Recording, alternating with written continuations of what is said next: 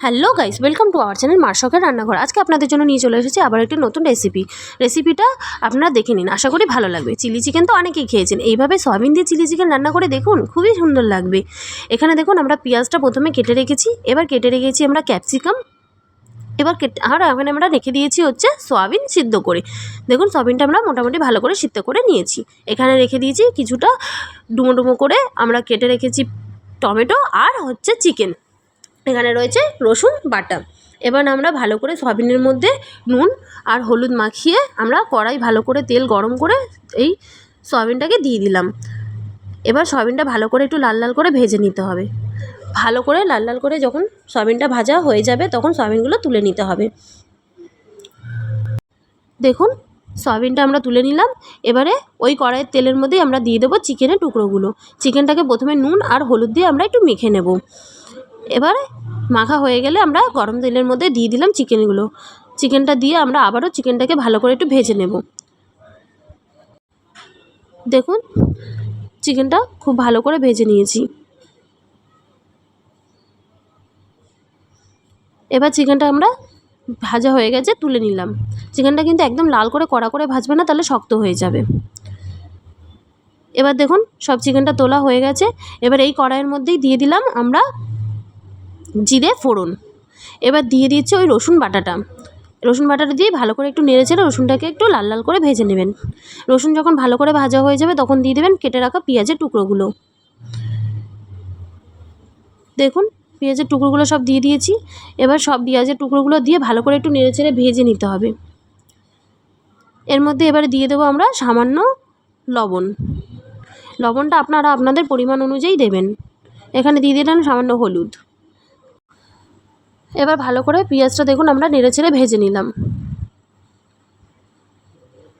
দেখুন পেঁয়াজটা যখন একটু নরম হয়ে আসবে, একটু ভাজা ভাজা হয়ে যাবে, তখন আমরা দিয়ে দেবো কেটে রাখা টমেটোর টুকরোগুলো। এর মধ্যে আমরা এবার একে একে মশলাগুলো অ্যাড করব। দিয়ে দিলাম আদা বাটা, দিয়ে দিলাম লঙ্কা বাটা, আর দিয়ে দিচ্ছি সামান্য লঙ্কার গুঁড়ো, আর দিয়ে দেবো সামান্য হচ্ছে চিনি, আর দিচ্ছি জিরের গুঁড়ো, এবার দিচ্ছি ধনের গুঁড়ো। সব দিয়ে আমরা ভালো করে পেঁয়াজটাকে এবারে কষিয়ে নেব। দেখুন একটু নেড়েচেড়ে আমরা গ্যাসের ফ্লেমটাকে মিডিয়ামে রেখে আমরা একটু ঢেকে দিয়েছি। এবার দেখুন ঢাকনা খুলে মশলাটা কী সুন্দর নরম হয়ে গেছে, অনেকটা কষিয়ে এসছে মশলাটা। এখনও কিন্তু মশলাটাকে কষাতে হবে। এবার এর মধ্যে দিয়ে দিলাম আমরা ক্যাপসিকাম। এবার ভালো করে একটুখানি আমরা নেড়েচেড়ে এর মধ্যে দিয়ে দেব ওই ভেজে রাখা চিকেনগুলো। দেখুন চিকেনটা দিয়ে ভালো করে মশলার সাথে কিন্তু এটাকে কষিয়ে নিতে হবে। দেখুন একটু নেড়েচেড়ে নিলাম, নিয়ে এবার চিকেনটাকে আমরা ঢেকে দেব। ঢাকনা খুলে আবারও একটু নেড়েচেড়ে নিচ্ছি।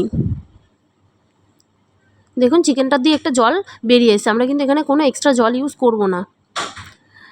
আবারও ঢাকনা খুলে একটু নেড়েচেড়ে নিলাম।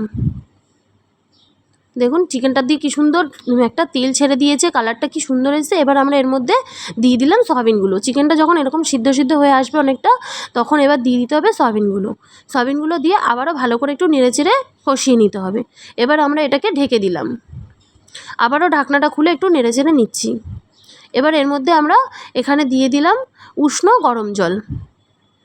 আপনারা যতটা পরিমাণে গ্রেভি রাখতে পছন্দ করবেন এটা ততটা পরিমাণেই আপনারা এখানে জল দেবেন। আমরা একটু বেশি গ্রেভি করব, তাই জলটা কমই দিয়েছি। এবার দেখুন নেড়েচেড়ে আমরা দিয়ে দিচ্ছি ঢাকনা। দেখুন ঢাকনা খুলে এটা কী সুন্দর ফুটে এসছে, কালারটা উপর দিয়ে কী সুন্দর লাল লাল হয়ে এসছে।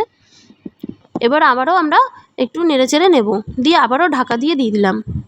এবার ঢাকনা খুলে আবারও একটুখানি নেড়েচেড়ে নিতে হবে। দেখুন না কালারটা কি সুন্দর এসছে মাংসের। এবার আমরা এর মধ্যে দিয়ে দিচ্ছি কিছুটা সস। যেরকম মিষ্টি আপনারা খেতে পছন্দ করবেন সেরকমই এখানে সসটা ইউজ করবেন। আমরা এখানে 2 চা চামচ মতন সস ইউজ করেছি। এবার দিয়ে দিচ্ছি সামান্য গোলমরিচের গুঁড়ো, আর দিয়ে দেবো আমরা এখানে সামান্য গরম মশলা গুঁড়ো। সব দিয়ে আবারও আমরা ভালো করে একটু নেড়েচেড়ে নেব। দেখুন মাংসর গ্রেভিটা কি সুন্দর এসেছে, পুরো চিলি চিকেনের মতন হয়েছে না এই রান্নাটা। গ্রেভিটা কিন্তু আমরা এখানে একটু কমই রেখেছি। আপনারা ভাত, রুটি বা পরোটার সাথে এই তরকারিটা খেয়ে দেখবেন, অসম্ভব সুন্দর লাগবে। আমাদেরকেও খুবই সুন্দর লেগেছে। এটা কিন্তু বাচ্চারাও খেতে খুব পছন্দ করবে। যদি আপনাদের আমাদের চ্যানেলটা ভালো লাগে তাহলে লাইক, কমেন্ট, সাবস্ক্রাইব করে দেবেন।